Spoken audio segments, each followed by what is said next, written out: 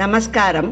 Morning பிரேக்ஃபாஸ்ட்டுக்கு இல்லைன்னா ஈவினிங்க்கு night டின்னருக்கு இதெல்லாம் குயிக்காக செய்யக்கூடிய டிஃபன் வெரைட்டிகள் தேவைப்படுறது. அதே சமயம் ஹெல்த்தியாகவும் இருக்கணும். நான் இப்போ கோதுமை மாவு கரைச்ச தோசையும் அதுக்கு தொட்டுக்கிறதுக்கு ரெஸ்டாரண்ட் ஸ்டைலில் பரங்கிக்காய் சட்னியும் சொல்லி கொடுக்க போகிறேன். இந்த ரெண்டையுமே அரை மணி நேரத்தில் செய்து முடிச்சிடலாம். அந்த சட்னியில் நான் பரங்கிக்காய் யூஸ் பண்ணியிருக்கேன்.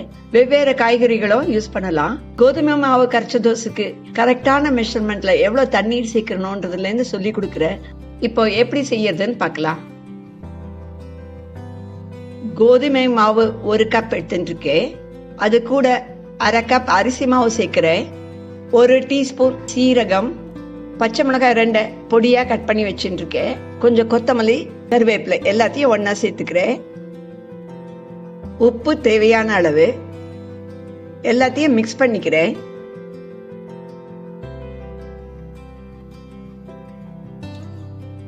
முதல்ல 3/4 கப்பு தண்ணீர் சேர்த்துக்கிறேன்.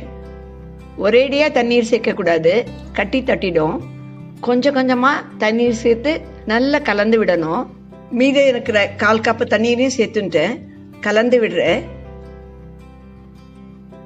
திரும்பவும் 1 கப்பு தண்ணீர் எடுத்துட்டு பாதி பாதியா சேர்த்து கலந்து விடுறேன்.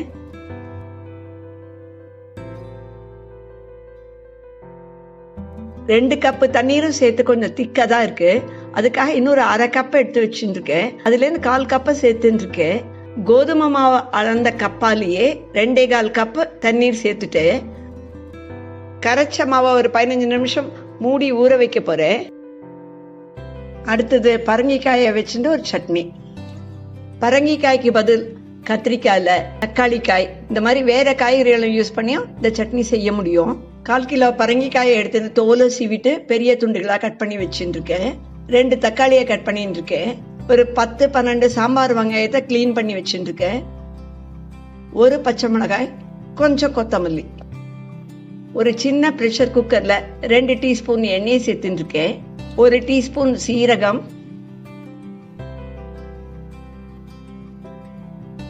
சாம்பார் வெங்காயத்தை சேர்த்துக்கிறேன். பச்சை மிளகாவை சேர்த்துட்டு இருக்கேன். ஒரு 2 நிமிஷம் நல்லா வதக்கிக்கிறேன்.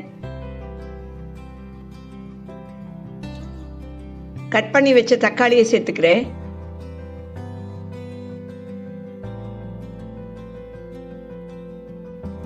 தக்காளியை கொஞ்சம் சாஃப்டா வதக்கிட்டு பரங்கிக்காயை சேர்த்துக்கிறேன். கொத்தமல்லியை சேர்த்துக்கிறேன். 1 டீஸ்பூன் சாம்பார் பொடி, தேவையான அளவு உப்பு, தண்ணீர் அரை கப் சேர்த்துட்டு இருக்கேன். குக்கரை மூடிட்டு 1 விசில் வரட்டும். 1 விசில் அடுப்பை அணைச்சிட்டு ஒரு 15 நிமிஷம் கழிச்சு திறக்கிறேன்.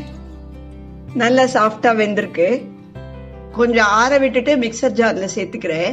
பல்ஸ் மோட்ல அரைச்சிக்கணும்.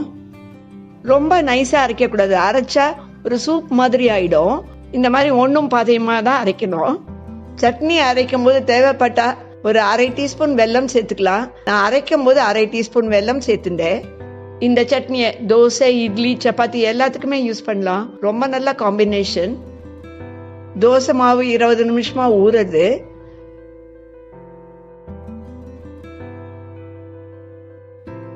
கொஞ்சம் திக்கா தான் இருக்கு. மீதி 1/4 கப்பு தண்ணீரையும் சேர்த்துக்கிறேன். மொத்தமா 2.5 கப்பு தண்ணீர் சேர்த்திருக்கேன். இப்ப தோசை வாக்க மாவு ரெடி ஆயிடுது. தோசை கல்ல கிரீஸ் பண்ணிக்கிறேன். அடுப்பு தீ மீடியம்க்கு ஹைக்கு நடுவில் இருக்கு. கல் நல்லா காயணும். ஒவ்வொரு முறையும் மாவை எடுக்கும்போது கரண்டியால அடி வரையும் கலக்கி விட்டுக்கணும். அப்புறம் மேலேந்து எடுத்து தோசை வாக்கணும். மாவை வெளி பக்கத்துலேருந்து குத்திண்டே உள்ள முடிக்கணும். ரொம்ப பெரிய ஹோலா இருந்ததுன்னா அங்கங்க கொஞ்சம் மாவை குத்தி விடணும்.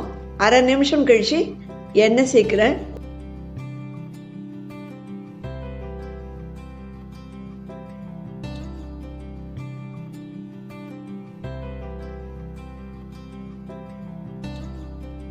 கிறிஸ்பா கோதுமை கரைச்ச தோசை ரெடி ஆயிடுது. சாஃப்டா வேணும்னாலும் செய்ய முடியும்.